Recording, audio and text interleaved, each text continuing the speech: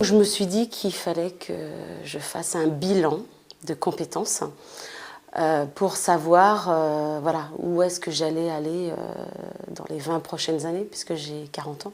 Au bout de 20 ans, j'avais envie de savoir où j'en étais, d'une part dans le métier et dans l'entreprise où j'étais, savoir d'une part ce que j'avais appris, savoir me positionner. J'avais une idée, j'avais un projet qui était assez vague et ce bilan de compétences m'a paru très important et intéressant pour approfondir ce projet, le mettre en forme et puis réfléchir un peu à ce que j'allais faire, la façon dont j'allais le présenter. Avant de faire autre chose, avant de s'engager sur autre chose, je pense qu'il fallait que je passe par là.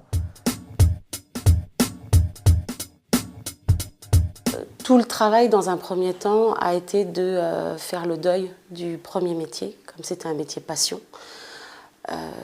Et donc c'était vraiment difficile pour moi de me dire que j'allais faire autre chose.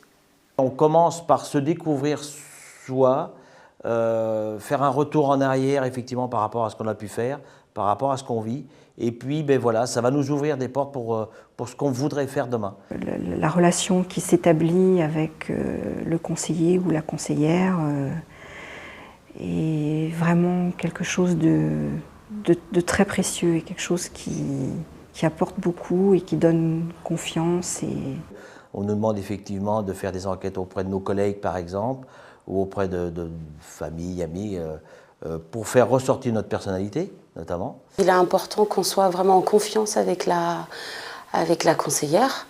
Elle m'ouvrait des portes, je dirais, pour que j'aille chercher ce que j'étais, oui, plutôt. Elle ne m'imposait pas en me disant, voilà, réfléchissez à ce que vous êtes. Certes, je l'ai fait, mais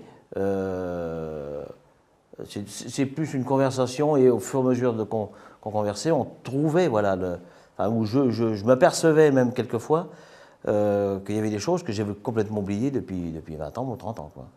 Il faut vraiment être acteur et pas se laisser guider, parce que je pense que ça ne fonctionne pas sinon. Donc moi je me suis servie de la conseillère pour pouvoir, je savais que c'était quelqu'un de professionnel et qu'elle était là pour m'aider. Donc je me suis vraiment servie d'elle pour pouvoir avancer. Ça renforce vraiment la confiance en soi.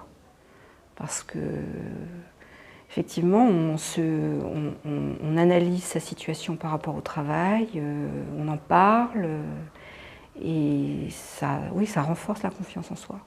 On élargit quand même pas mal ce qu'on est nous, d'une part, ce qu'on recherche, et puis effectivement, on découvre des pistes. Moi, je suis vraiment contente du bilan de compétences. Parce qu'en fait, toutes les aptitudes et les compétences que j'avais, je pense que je vais vraiment pouvoir les mettre à profit sur ce nouveau métier. C'est une démarche que je conseillerais vraiment à tout le monde. Je pense que plus tard, quand je serai très très vieille, je me dirai oui, en fait, j'ai bien fait de faire tout ça. C'est une évidence. Pour l'instant, c'est une évidence. Après, je ne sais pas jusqu'où je vais aller dans ce métier-là, mais il fallait passer par là. Et effectivement, quand on sort de ce bilan, on a notre photo en face, quoi. Voilà, ce qu'on a vécu, ce qu'on a fait, ce qu'on en est. Donc c'est vrai que c'est intéressant.